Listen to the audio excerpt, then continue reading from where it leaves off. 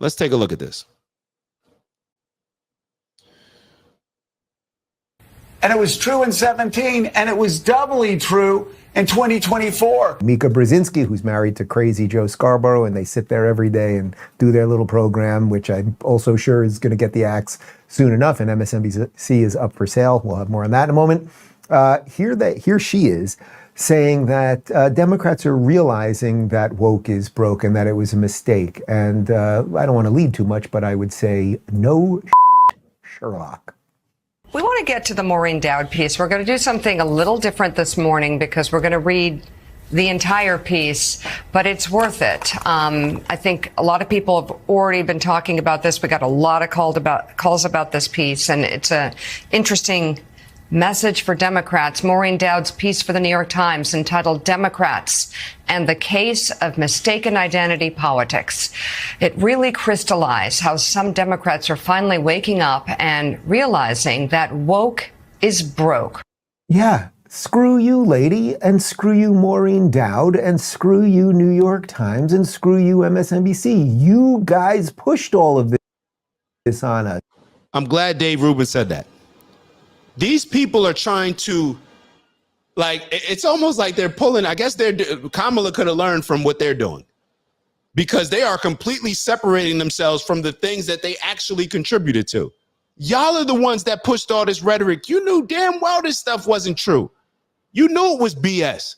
You knew that from a cultural standpoint, you don't even agree with this stuff, that it's gone, and it's been gone too far. Too far. But y'all just kept pushing, kept getting more radical, kept pushing the messages of the things that these radical people were saying. Y'all kept pushing it. Why? Because we hate Trump. Trump's a fascist. Trump's a threat to democracy. Trump's Hitler. But then we're going to show a video later where Trump is sitting down with Joe Biden, and everything seems fine. It doesn't look like Joe Biden thinks he's Hitler. Doesn't look like Joe Biden thinks he's a threat to democracy. They've been fooling us. They've been fooling us. And I really, really want people to just wake up. You know that they've been manipulating us. And you cannot allow your hatred for Donald Trump to be so overwhelming that you allow all of this other craziness to happen.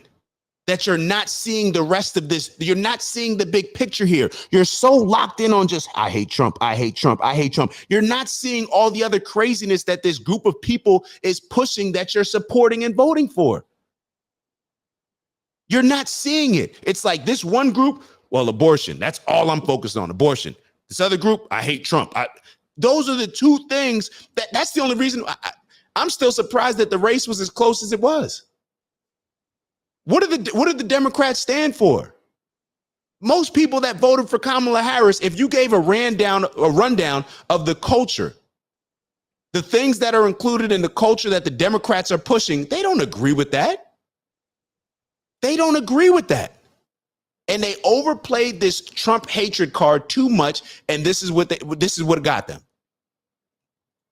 Now that you realize that you're losing, you are going to pretend you had nothing to do with it. But we are not going to forget, because you almost destroyed this entire country, right? A week ago, we could have elected Kamala Harris, and that would have strengthened all of the horrific ideas that have been ruining the greatest human governmental experiment in the history of the world. And it's because of you. And if you want a perfect example of how they will pretend they had nothing to do with it, the very people who pushed it, slammed it on you, squirted it all over you. Joe Scarborough. That white elitists that run the Democratic Party are far to the left of many black and Hispanic voters in the Democratic Party. And I remember a pollster for Barack Obama, I think his name was David Sachs, forgive me for, it came out and had that poll in 2017, and he got absolutely hammered on Twitter. Absolutely hammered by the far left. How dare you say this? How dare you? But he was right. And it was true in 17, and it was doubly true in 2024. So why were you allowing this stuff to be pushed? I don't know what these people are doing, these news anchors. Maybe they're just fighting for their jobs. Apparently viewership has been down for a lot of these major news stations. I don't know. I don't know what they're caping for. I have no idea. And I was going to wait to bring this point up. The Democrats, to be victims, their brand is such victimhood. Think about this.